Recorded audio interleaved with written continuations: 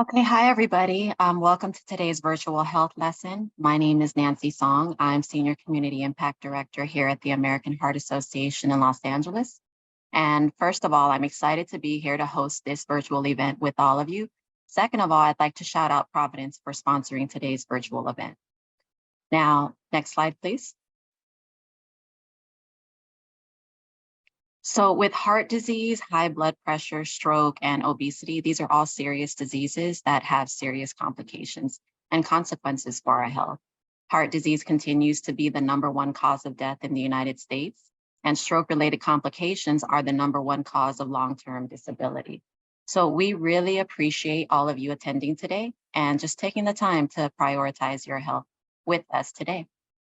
A couple of housekeeping notes because we are in a Zoom webinar. So your mic is muted and your camera is disabled.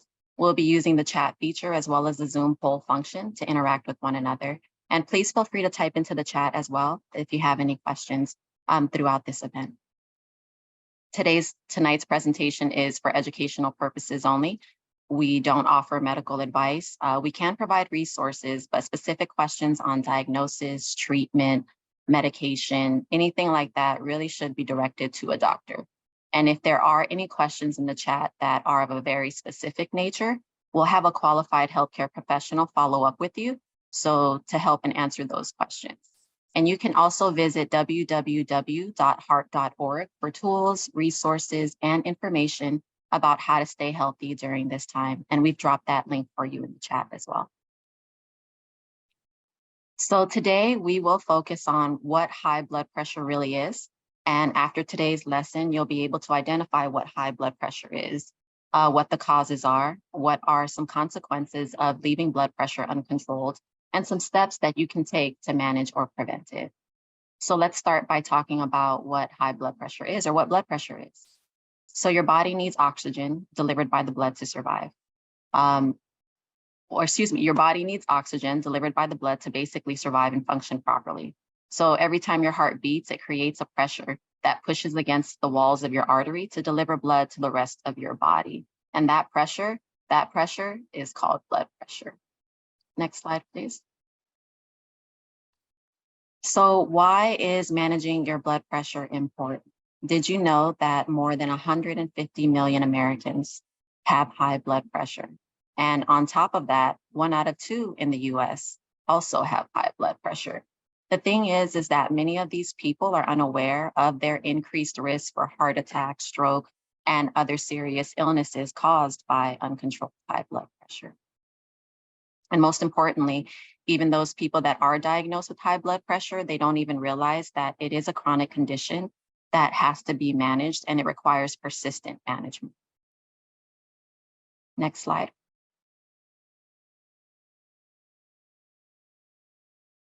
Okay, so pulse check time. So really, I hope to hear from all of you. So we're going to take a 2-question poll, one right now, one towards the end of this lesson, and here are your questions. So your first question is, how many stages or levels of blood pressure are there? You can choose between 5, 6, 4, or you can also mark the last option if you think this is a trick question. I'll give you a few moments to answer the first question before we move to the next.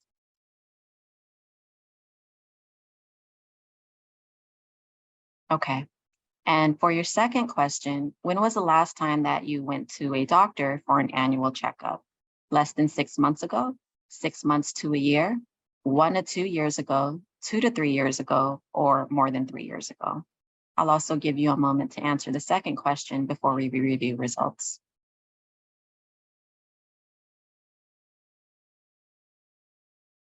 Okay, let's check out the results. It looks like 30% of you all marked that there are 5 stages of blood pressure. 36 marks that there are 4 stages, but 36% also marked that there are 4 stages. So it looks like there's a tie or a toss-up between there. 27% of you marked that this is a trick question. So we'll go over that a little bit more in today's lesson. Second question, when was the last time you went to the doctor for an annual checkup? It looks like 82% of you went less than 6 months ago, which is great. 18% of you had your last checkup in the last 6 months to a year, which is also great. All right, let's move on to the next slide. Okay. Give me a second, I'll close that out. So just a couple of reminders about high blood pressure. Now, blood pressure stages changed in 2017 because 140/90 is now considered stage 2 hypertension. And when we're talking about high blood pressure, taking high blood pressure begins with blood pressure being taken accurately every single time. Lifestyle changes are typically the first line of treatment for high blood pressure, and healthcare organizations should use a team-based approach in treating high blood pressure. This includes including staff such as medical assistants or care coordinators, community health workers, mental health professionals, primary care providers, nurses, pharmacists, cardiologists, and even dietitians. Because when it comes to managing high blood pressure in a clinical setting, teamwork makes the dream work. Next slide, please. Let's talk a little bit more about what the numbers mean. So your blood pressure is recorded as two numbers. There's your top number, which is also referred to as your systolic blood pressure. This number basically tells you the pressure that's in your arteries when your heart beats and pumps blood. Normal systolic blood pressure is 120 millimeters of mercury over 80. Then there's your bottom number, which is your diastolic blood pressure. And this tells you the number, this tells you the pressure in your arteries when your heart is resting between beats. Normal diastolic blood pressure is 80 millimeters of mercury. So next slide, please. So here we have the blood pressure stages. Now, with the blood pressure stages, we basically have these 5 levels of blood pressure. So you have normal blood pressure range, you have elevated blood pressure, high blood pressure, which is considered stage 1 hypertension. We also have stage 2 hypertension and hypertensive crisis. So this kind of pretty much answers the first question to the poll that we've taken before. Here you can see the blood pressure categories. You can also get an idea of what the upper numbers and the lower numbers should look like for each blood pressure range. Next slide. Some risk factors for developing high blood pressure. So here we have non-modifiable risk factors. So non-modifiable risk factors are, for the most part, risk factors that you can't really modify, you don't really have much control over it. This includes like your family history, increased age, gender, race, ethnicity, and also chronic kidney disease. Understanding these risk factors can help you be more aware of how likely you are to develop high blood pressure. Next slide, please. Here are some risk factors for developing hypertension or high blood pressure. These are known as modifiable risk factors. So basically, these risk factors are risk factors that you have the power to make changes over. And with that being said, there's a lack of physical activity. This can put you at risk for developing high blood pressure. If you have an unhealthy diet, especially one that's high in sodium and cholesterol, that can also put you at risk. Being overweight or obese, drinking too much alcohol, these are other things that can put you at risk for developing high blood pressure. There's high cholesterol, other comorbidities such as diabetes, smoking, and tobacco use and stress. And you can change these risk factors and modify these risk factors to help you better manage and prevent high blood pressure. Next slide. So here's some ways to take your blood pressure. Let's review the 4 methods of blood pressure measurement. So what we have here is 24-hour ambulatory blood pressure monitoring.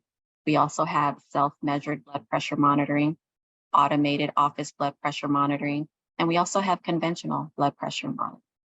Now, when we talk about when we talk about ambulatory blood pressure monitoring, this is basically when your blood pressure is being measured as you move around the clock. It's usually measured for up to 24 hours. When we talk about self-measured blood pressure monitoring, or SMBP, SMBP is monitoring of your blood pressure outside of the clinical setting. So this is basically used when you have a home device and you're just monitoring your blood pressure at home or anywhere outside the clinic. And with that being said, we typically recommend taking your blood pressure multiple times a day and averaging that out of each day and then keeping a log of that. Another way to take your blood pressure is by using an automated office blood pressure monitoring device. This is something that's typically found in the clinical setting, also referred to AOBP for short. Now with AOBP, multiple blood pressure readings are taken using a fully automated device while the subject is pretty much resting quietly in the doctor's office. This is not a device that's typically for home use. This is more for professional use. And then you also have the conventional blood pressure monitoring.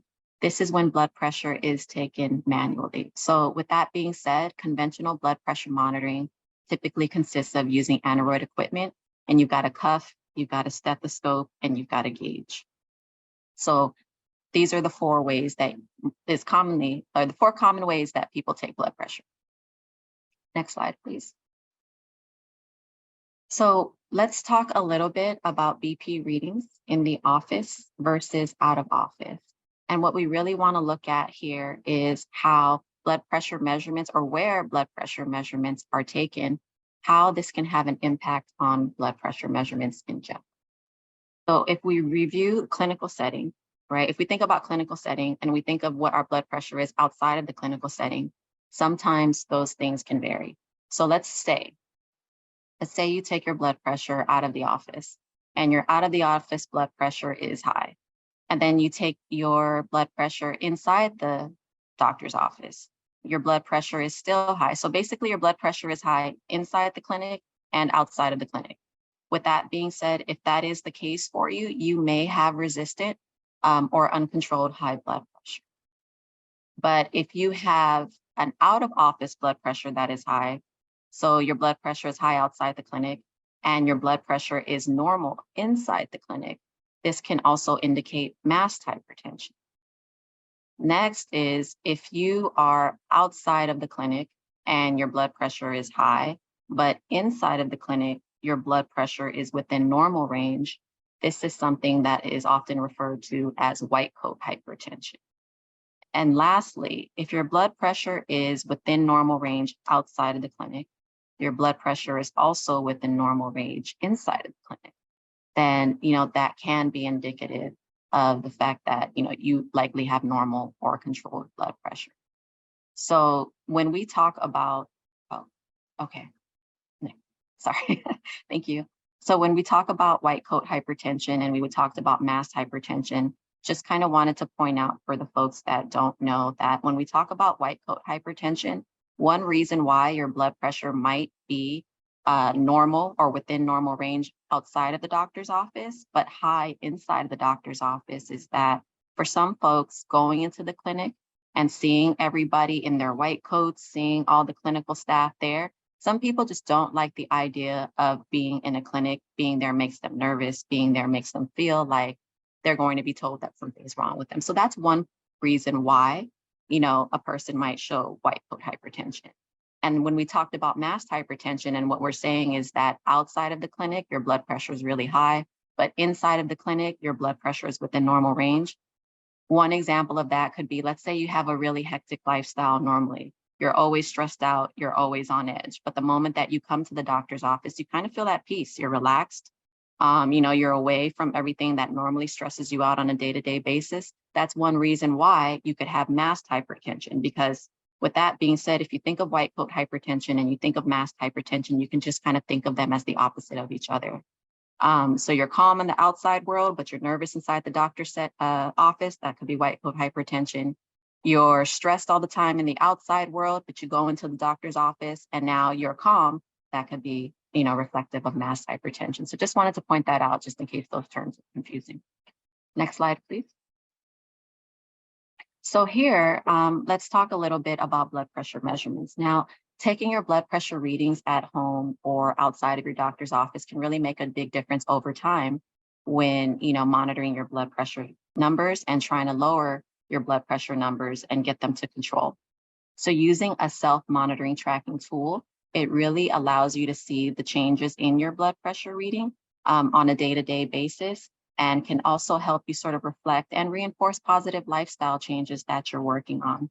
So here, we just wanted to quickly review how to take your blood pressure when you are outside of the doctor's office. So some important things to note is that, within 30 minutes of taking your blood pressure measurement. Please don't smoke anything, don't exercise, don't drink caffeinated beverages, or don't drink alcohol within 30 minutes of taking your blood pressure reading. Another important thing to remember is that, when taking your blood pressure reading as well, you want to rest in a chair for at least 5 minutes with your left arm resting comfortably on a flat surface at heart level. Sit calmly, don't talk. Another tip, make sure you're relaxed. Make sure you're sitting still in your chair with your feet flat on the floor, back straight, fully supported. Another tip, take at least 2 readings 1 minute apart, in the morning before taking medications and in the evening before dinner. You never want to rely on just one single blood pressure reading. Another tip, make sure we're using equipment that has been properly calibrated and is validated. Make sure that the cuff size fits you and it's the right size cuff for you. Lastly, with this, place the bottom of the cuff up to the bottom of the blood pressure cuff. Make sure that's right above the bend of your elbow. And with that said, these tips that we just kind of went over will help ensure that you get a blood pressure reading that's accurate every single time. Next slide. So when we talk about consequences of high blood pressure, a lot of people don't realize that some of these consequences that you see listed on this slide can actually be a result of uncontrolled hypertension. So uncontrolled hypertension can lead to vision loss. High blood pressure can strain the vessels of your eyes, causing you to lose your vision. High blood pressure can cause blood vessels in the brain to burst or clog more easily. This can lead to a stroke. Uncontrolled high blood pressure can cause the heart to get bigger, which then causes the heart to get bigger and fail to supply blood to the body, which can lead to heart failure. Another thing is high blood pressure can damage the kidneys. And when high blood pressure damages the kidneys, it can also interfere with the ability to effectively filter blood. This can lead to kidney damage and kidney failure. High blood pressure uncontrolled also can damage arteries, can cause arteries to be blocked, and this can lead to a heart attack. And lastly, uncontrolled high blood pressure can also lead to erectile dysfunction in men and lower libido in women, ultimately leading to sexual dysfunction. Next slide, please.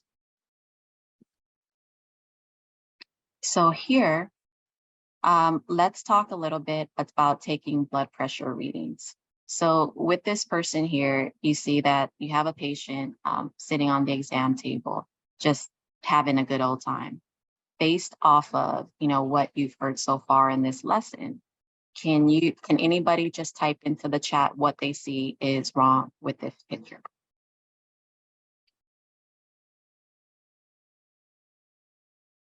Feet aren't flat.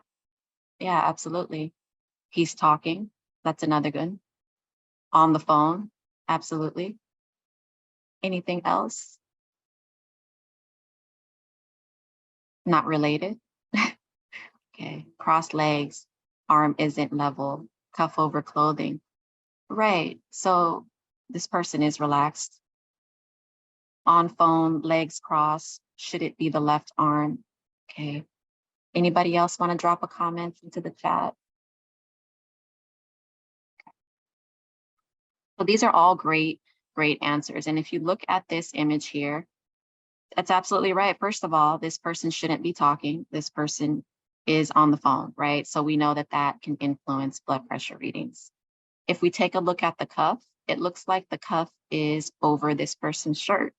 And again, we want to make sure that the blood pressure cuff is on bare skin, not over clothing, because when it's over clothing, that can also influence blood pressure readings, causing an inaccurate result. Looks like the cuff might be upside down. We want the bottom of the cuff above the bend of the elbow. This person's arm, he's putting it on his knee. That's not what we want. If we want this arm to be fully supported, maybe like on a desk or like the arm of a chair or something, and we want that arm to be rested, fully supported at heart level. Another thing, yeah, this person's legs is crossed. So again, we want uncrossed legs and we want feet flat on the floor. And this person is also sitting on what looks like an exam table of some sort. So I don't see that this person's back is fully supported or, on anything either. So those are all, this is basically what you should not look like when trying to take your blood pressure reading, because it looks like that this person is just doing a bunch of things wrong. And chances are is if you take a reading in this position that you will likely get an inaccurate blood pressure result. Okay, next slide, please.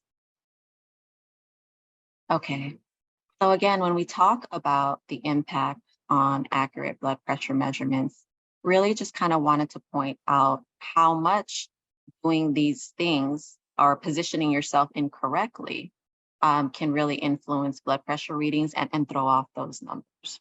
So, with that being said, if you have your legs crossed, this is something that can throw the reading off anywhere between 2 to 8 millimeters of mercury. If you have placed the blood pressure cuff over your clothes, this is something that can throw the reading off anywhere between 5 to 50 millimeters of mercury. If the cuff is too small, it's not the right size, this can throw the reading off by anywhere between 2 to 10 millimeters of mercury. If you have a full bladder and you're taking your blood pressure reading with the full bladder, this can throw your blood pressure reading off by 10 millimeters of mercury.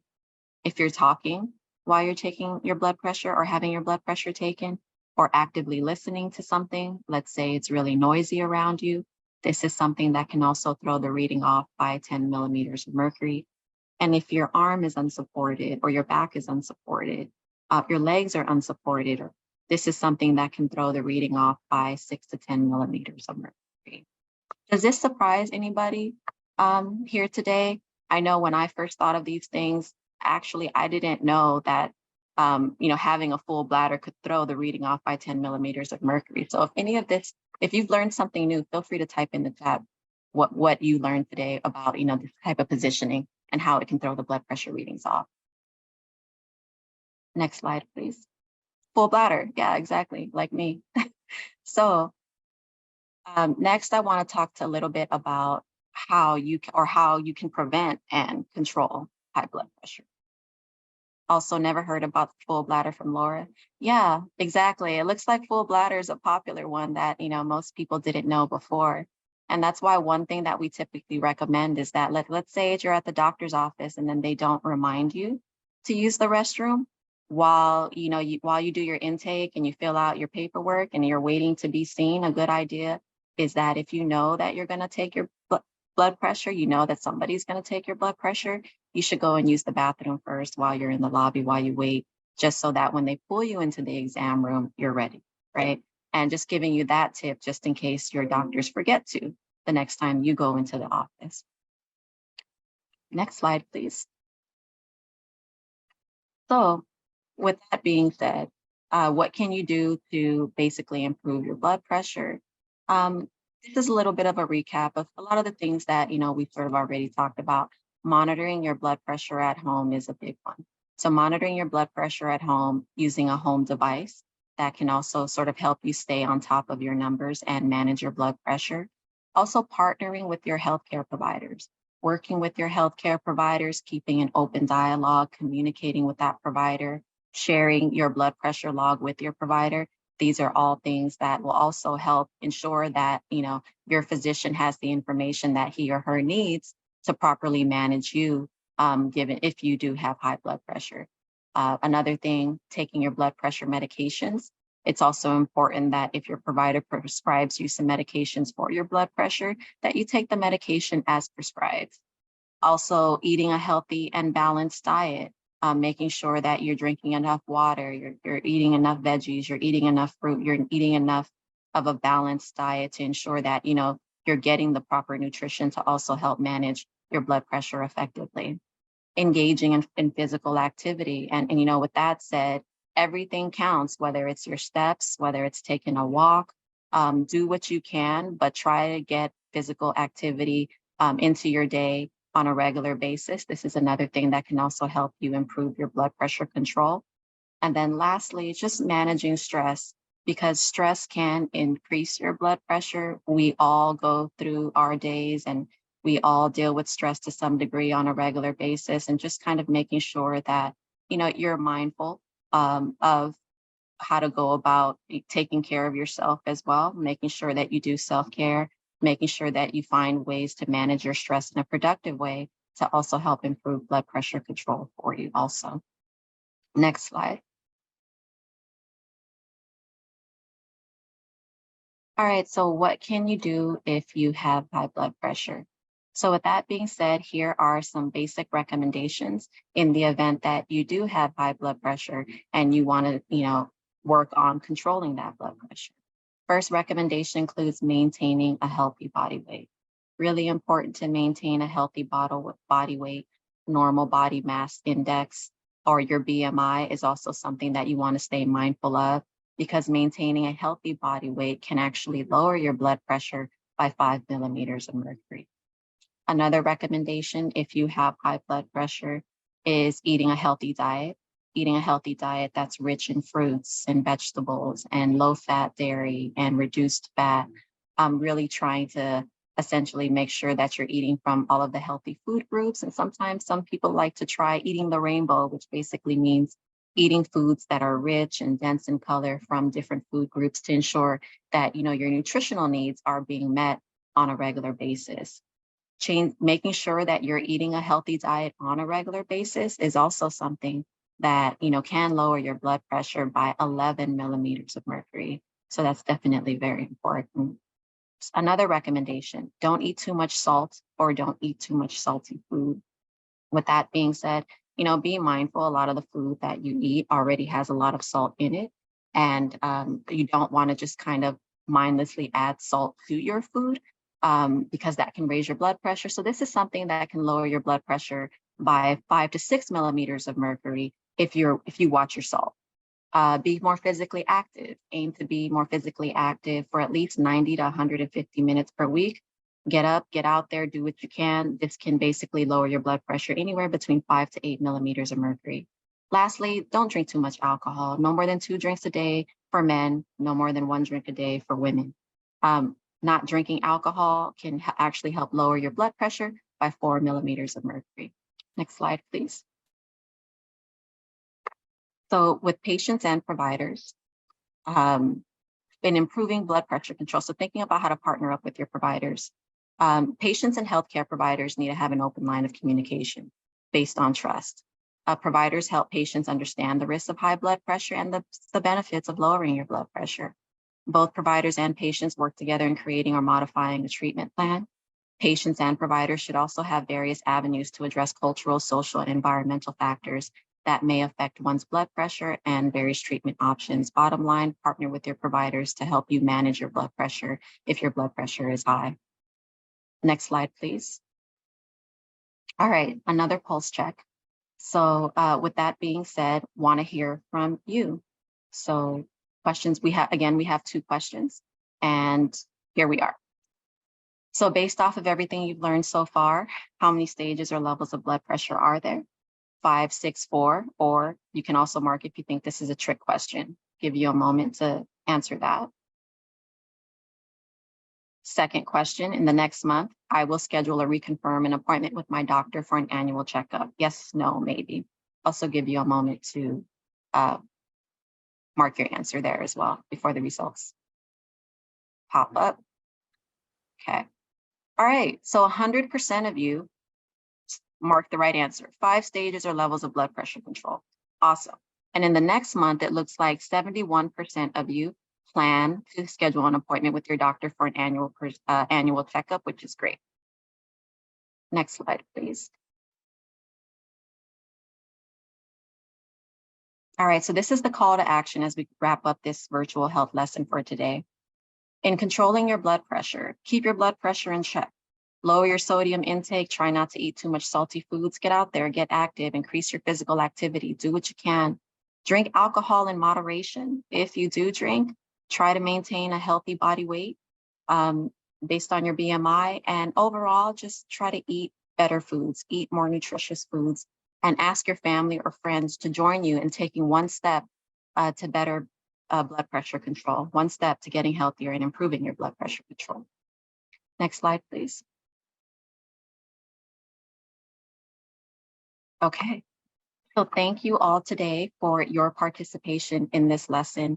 I want to thank the AHA team working behind the scenes who helped coordinate this program. Special thank you and shout out again to Providence, our local supporter in this important hypertension initiative in Southern California.